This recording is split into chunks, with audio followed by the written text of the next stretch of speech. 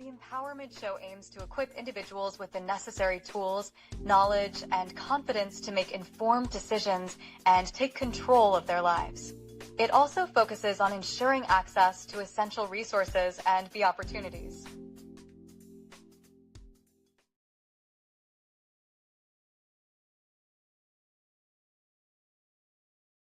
Is the Empowerment Show on the Empowerment Network. As you can see by our background that we put up earlier, we have a young man with us. His name is Andy Williams. And Andy Williams is a candidate. He's known as the Hood candidate.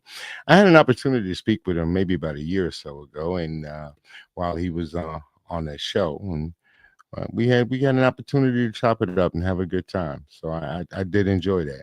So let me go with what do they say? Without further ado, let me introduce this man. Is he there? I hear him at the door. I think he's there. Hold on. Let me just check and see.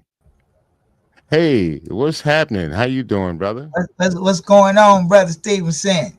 My man, it's always good to see a young man like you doing the things that you do. Always stepping it up. I got nothing but great praises for you. So how's your candidacy working out? How's your campaign going? It's going pretty good. I like to give the disclaimer all the time. In Illinois, the politics is a little different, and so I'm running under the Republican ticket. But Oh, it's so I'm not just doing it just to be doing it. So in Illinois, we were the first state to ratify the 13th Amendment. Well, Illinois was the first state to ratify the 13th Amendment, and it was done by a faction of the Republican Party, which were radical Republicans. hmm, And the radical Republicans were abolitionists. And so that's the framework that I stepped into this arena with as an abolitionist.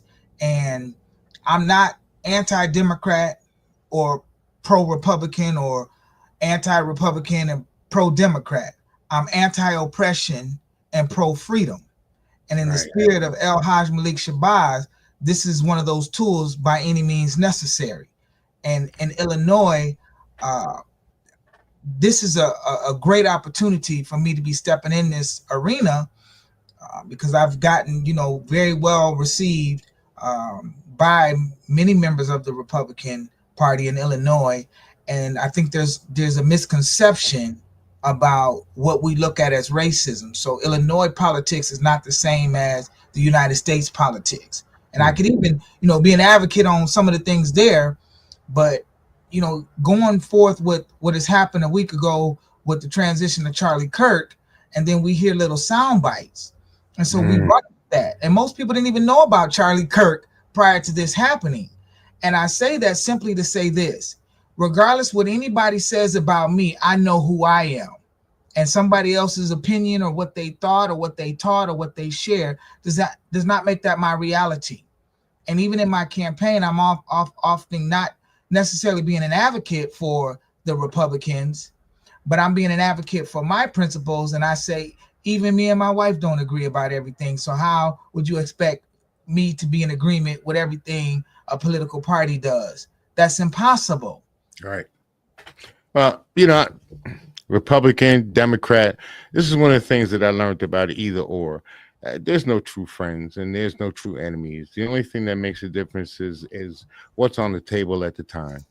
As long as we believe in the same things, or we have a same, we're going down the same avenue. It doesn't matter whether you're Republican or Democrat. And that's a lot of problems with this country is the party system, the way we got it going. I know we didn't want to have a king, so the party system itself is kind of messed up and screwed up. It divides us. It Correct. puts one against the other. You're gonna go to the radical left, or you're gonna go to the extreme right. It's never truly about like what you're speaking about Americans. Right. You know, About I we mean, the people. right. And We the people, not right, so much right, as what's stated in the Constitution, because we know when the Constitution was written, we weren't part of that. We were in chains and enslaved. So when we say we the people, we're talking about we the people now, of today's time. Right, right. right. So again, how's the campaign going? So right now I am focused on the ballot initiative. I need a minimum of 5,000 signatures, but shooting for 10,000. I really got about a little more than a month and a week left. Probably about 3,000 signatures right now, but I'm gonna really pick it up this last month of October and meet my threshold about 8,000, 9,000 signatures. It's going real good. Like I said, I've gotten great receptive. Some of the brothers that I've been around with, it was a little friction in the beginning when I, explained, what party I was running under, but because I did not give back the same energy that I received and just shared why and what I was doing, it's like, well, we may not care for those Republicans, but we rock with you. We love you, Andy. We want you to win. Mm-hmm. And I think the whole part is about not defending what you believe, but represent what you believe. So, and again, that when we talk about a particular time period of when the Republicans and the Democrats, when they actually started to switch hats, if you want to say, they were known as Dixiecrats, and they were more like the Republicans of what you got today, and the Republicans of that time were more of what you would know as the Lincoln, from Abraham Lincoln and Frederick Douglass. That type of Republican. Right. Whole different type of Republican. Those are the types that were abolitionists, and they were trying to do good things for the country. But somewhere around 1965, that they switched hats.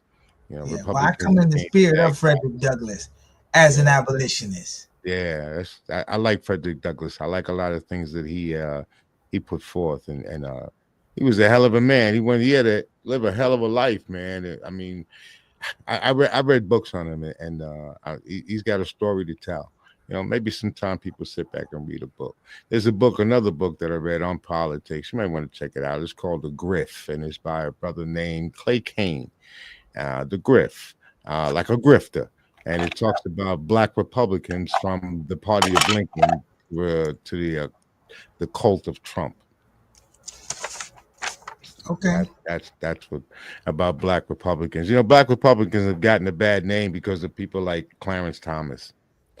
These people, they say they're all about you, they're for you, and then they get in office, and when they get there, they're not exactly for you. They don't seem to be. They just seem to be for themselves, or they just do things for the party. So how are you going to be different? You're in a party, and right now, the way things are going, it's kind of like a crazy administration. And so, I mean, you get in there, you're going to have to bow down and kiss the ring too. I don't know. Yeah. So the role of the Attorney General is to protect the rights of the people. And that's what I already do.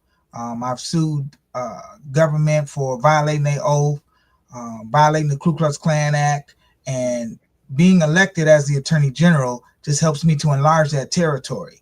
While I'm running under the Republican ticket, the role of the Attorney General's office is nonpartisan. You're a representative of the people. So I represent the people.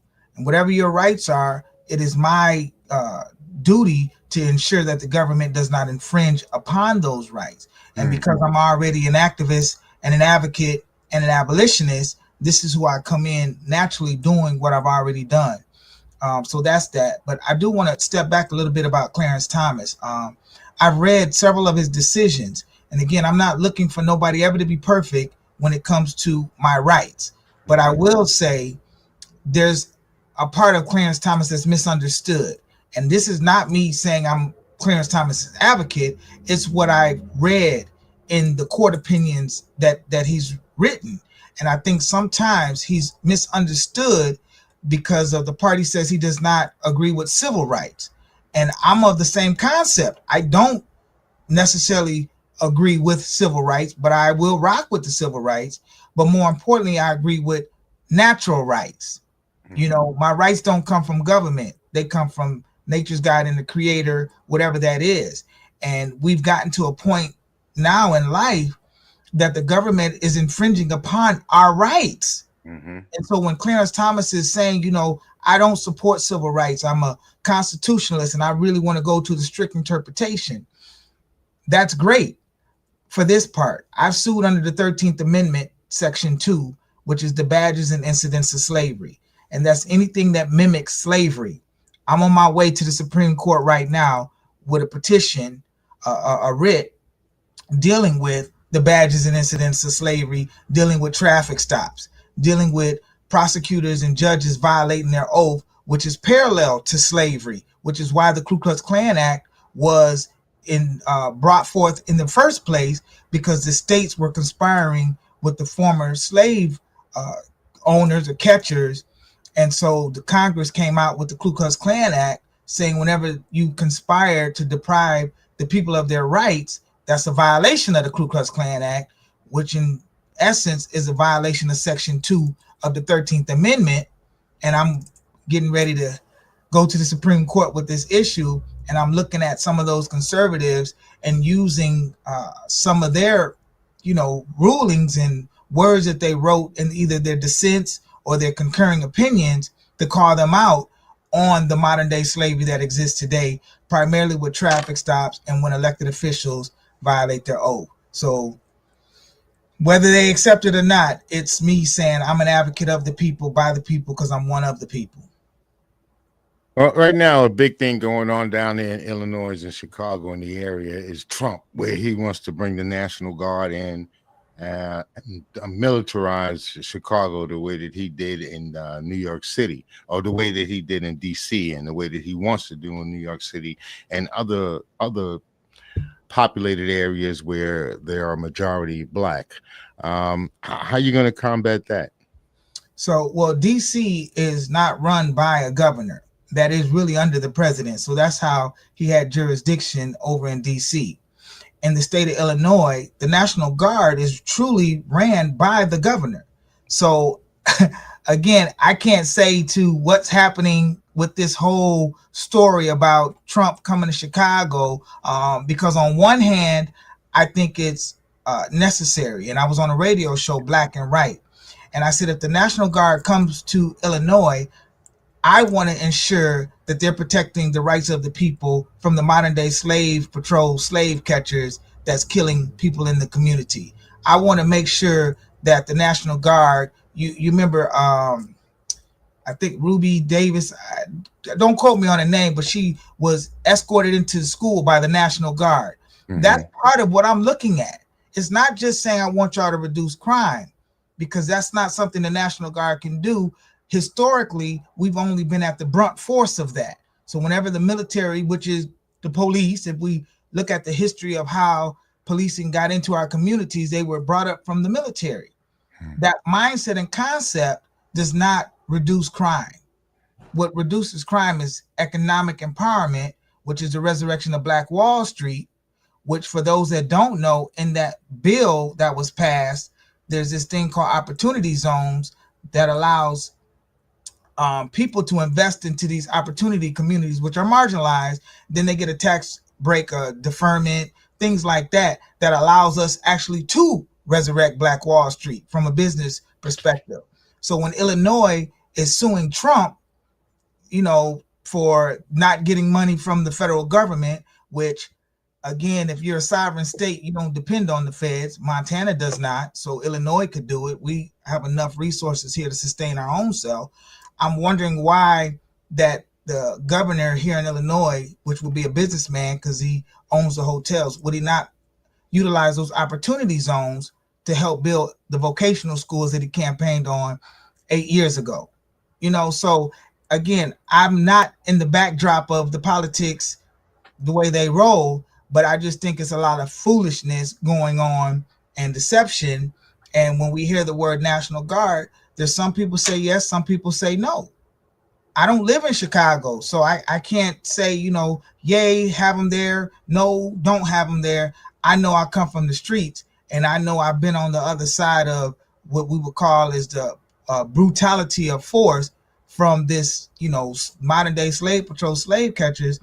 And I can't say I'm 100% in agreement with it. And I also can't say I don't live there, so I can't speak to that, not from a wisdom standpoint, because there might be elderly lady or young people say, we want the National Guard here. We may feel safe, Well, I was more or less talking about the legality of it, being the U.S.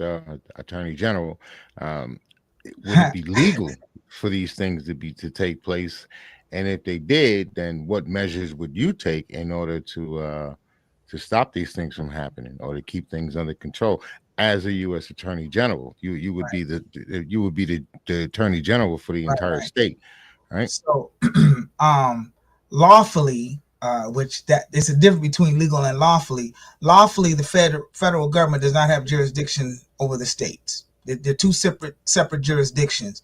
And in the Trump versus Anderson case, where Coloradoans, kicked Trump off the ballot, the Supreme Court specifically said those are two different jurisdictions.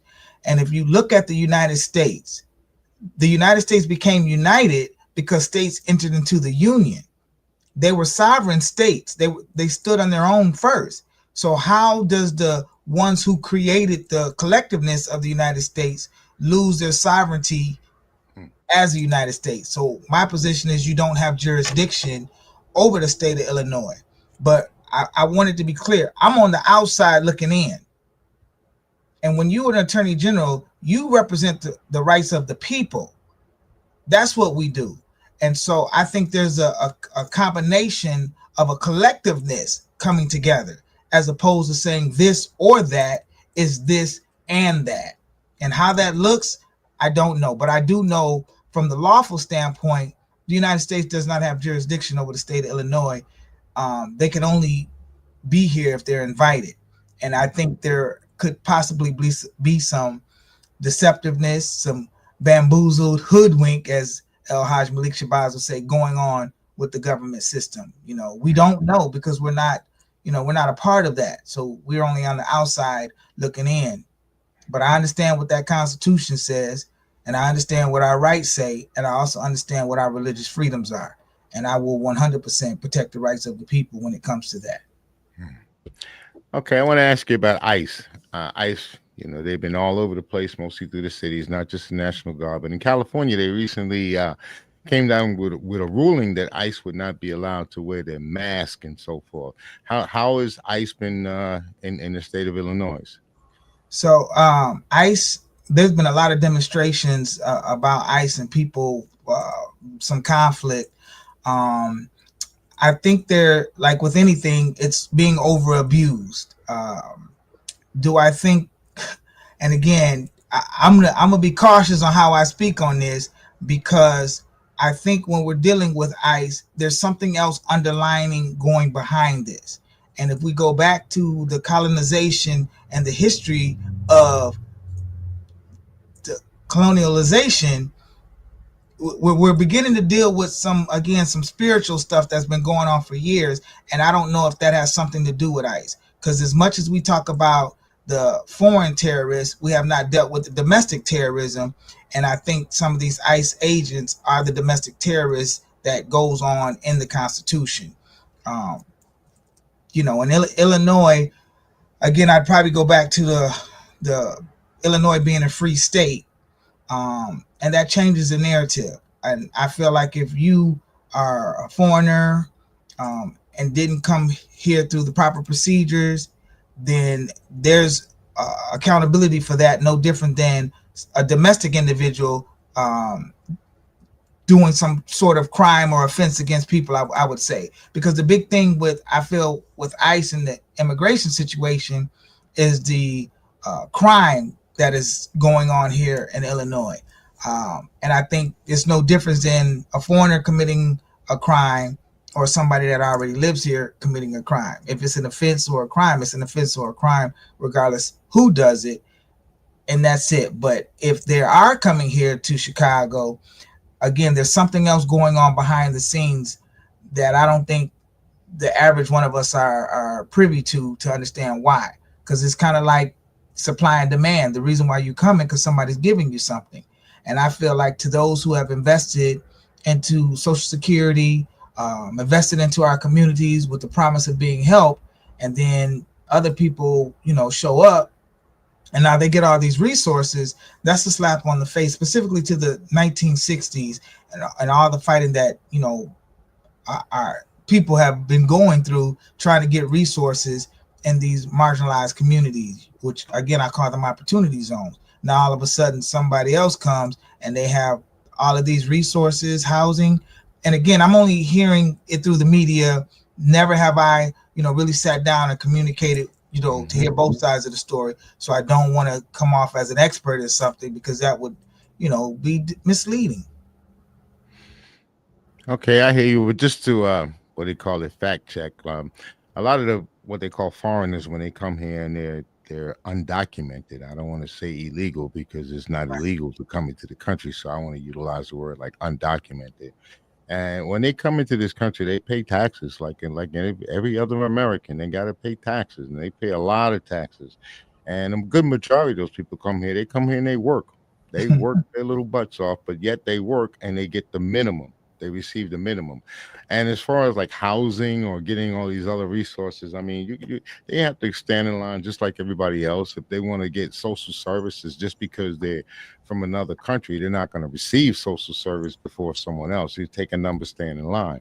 The only people that I've actually seen in my little lifetime that received anything like right away was like I don't know, the white people that came in from South Africa, the white South Africans, when they came here and they said our president brought them here saying that they were being abused, and there was murdering going on, mass murder and stuff like that, a whole bunch of lies like that. And all the other cats, the ones that Russia and they're involved with right now, Ukraine. When the Ukrainians, when they came here, they got resources, farmland, all kind of stuff. But us, that's a whole nother story. We still waiting for reparations. That's probably never ever gonna come.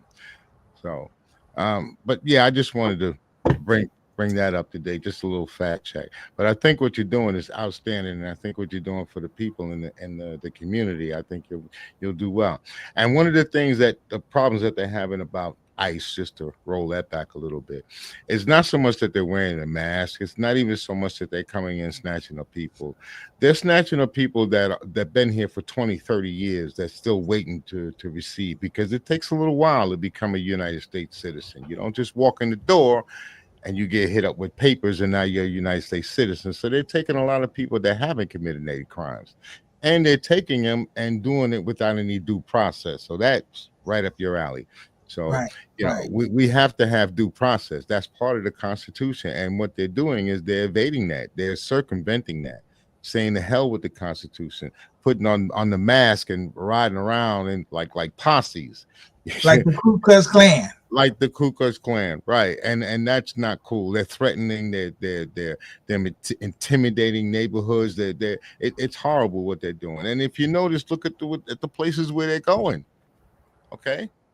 I mean, they're going after them now, and what are they going after? The Haitians too, I believe. So here it is. I'm walking down the street, and other guy's walking down the street. He's from Haiti. I'm not. How can they tell a difference? Right. So again, Brother Stevenson, I'm careful where I get the news from now, because there's no way to fully grasp everything until you really able to sit down and see that. And that's not my job right now. And I think so often people that are candidates, they put all these promises out here, what they're going to do and what's going to happen. And then when they get in there, and it's a whole different story. So what I want to say is I affirm my oath to uphold the Constitution, which limits government and protects the rights of the people. My campaign is about freedom. So to make Illinois free again, and that's to primarily get rid of this oppressive government. And that in Illinois has been under Democrats and Republicans.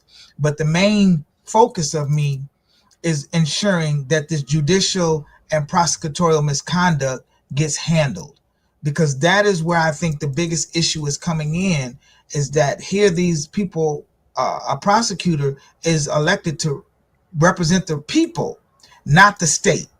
It's the people. And what has been happening is they become this zealous advocate for the people, and the people never ask for that. So I've sued judges, prosecutors, police officers, governors, AG, I've done this work. So I'm not coming in here saying I'm going to just keep doing what's been doing, because it has not been working. And, Proverbs 29:2, I think it is, when the righteous are in authority, the people rejoice. When the wicked rule, the people mourn. In Illinois, I know because I live here, the people are mourning on both sides of the aisle.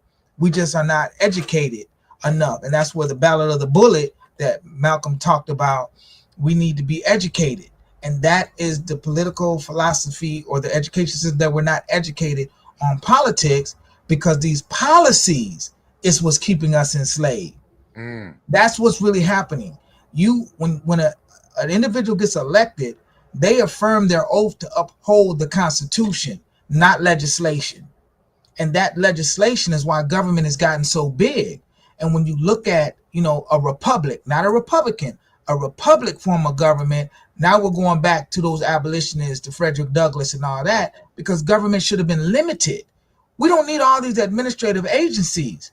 That's what I'm looking forward to, slimming it all down. And you can't do that under a democracy unless we truly understood what the democracy and a republic form of government is, where the people are sovereign. So I want to ensure the people are able to retain their rights.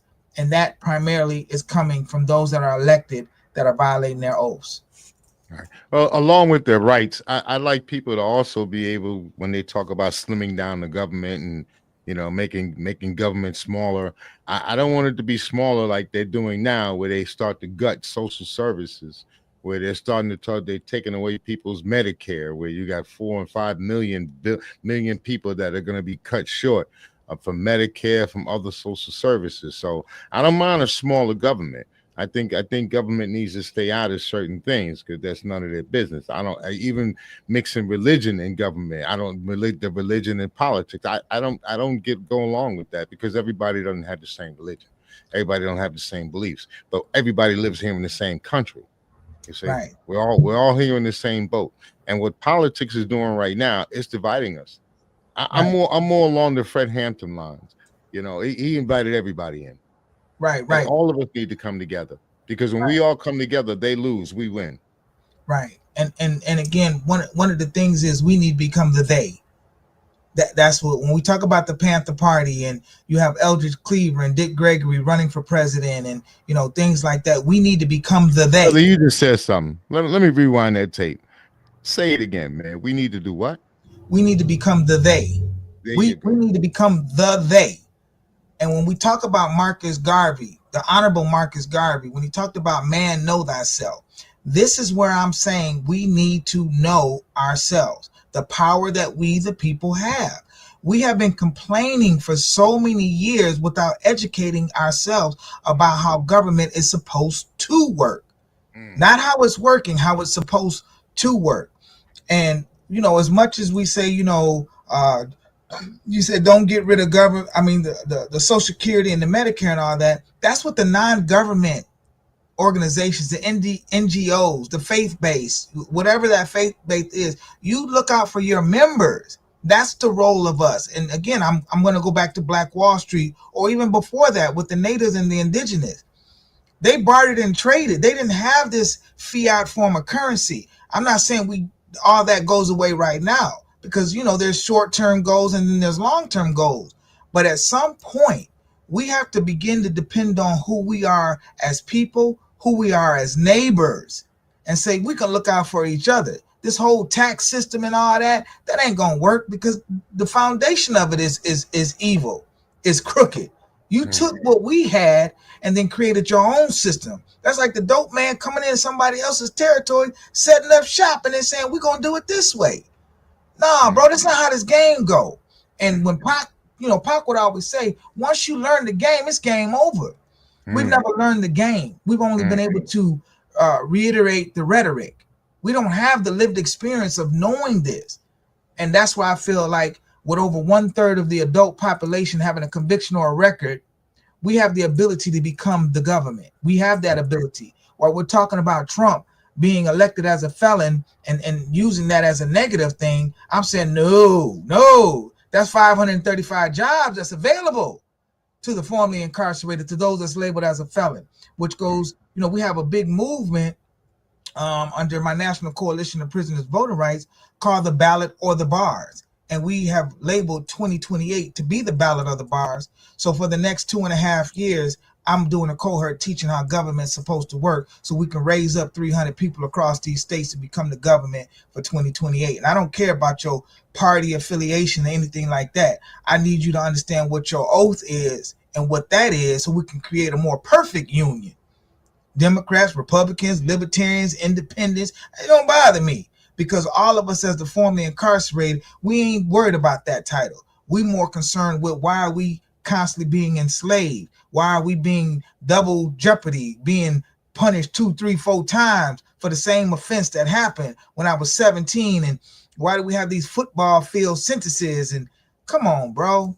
And the only way, I don't want to say it's the only way. One of the ways, one of the tools is that we become the government. You know, that's not the one way. What I believe the one way is to hold those that choose to be elected officials accountable when they violate their oath. That's the part that I think will change the narrative and the game. And that's why I choose to be running for the Illinois Attorney General, and I will never campaign again after this. This is the one and done. You know, I ran for president twice, and I'm thankful to the Creator for allowing me that opportunity to understand that component. But I'm only running for Attorney General. I win, I'm done after 4 years. This is not what I want to do, because what I want to do is be a teacher, and I want to teach what our rights are, what love thy neighbor is. First, what love thyself is. Like that knowledge of self, I believe, is the most powerful force that we ever could get. And that's where I want to be. Through my own lived experience, sharing my testimony. Not saying it's your testimony, but here's what I learned. And based on that, here's what we can guide people through to discover the power that's within us. All right. So what we're going to do, I'm going to pick this up again on a part 2. We have another show that's going to be starting. You know, we came in on Monday because that was the day that we had available. But we have another show that's going to be starting called Mental Health Mondays. Perfect. The next host will be here in about a few minutes. So we're going to cut this short. Thank you. You. I do want to have a part 2. For sure. That's all good with you. I enjoyed talking to you. I think you have a lot to say, and I think people need to hear it. They need to hear both sides of the story. You know, give them a little wake-up call. I kind of like that. All right. As my man Joe Madison would say, and as he says, never undervalue yourself, never marginalize yourself, and never, ever, ever underestimate yourself. And that's the words of the Black Eagle. He's no longer here, but he is one of my favorite. So I like the things that he has to say. All right. So we're going to be out, and I'll see you in part 2. Right on. Right on. Thank you again, brother. Yeah. All right, this is Kendall Stevenson here on the Empowerment Show. We hope you guys enjoyed the show. If you do, hit the like, hit the subscribe button. Doesn't cost you anything. All you got to do is hit subscribe, and you help us out, and you help keep us on the air. So thank you very much for tuning in. Again, my name is Kendall Stevenson. This is the Empowerment Show. Peace. By the way, Ashe.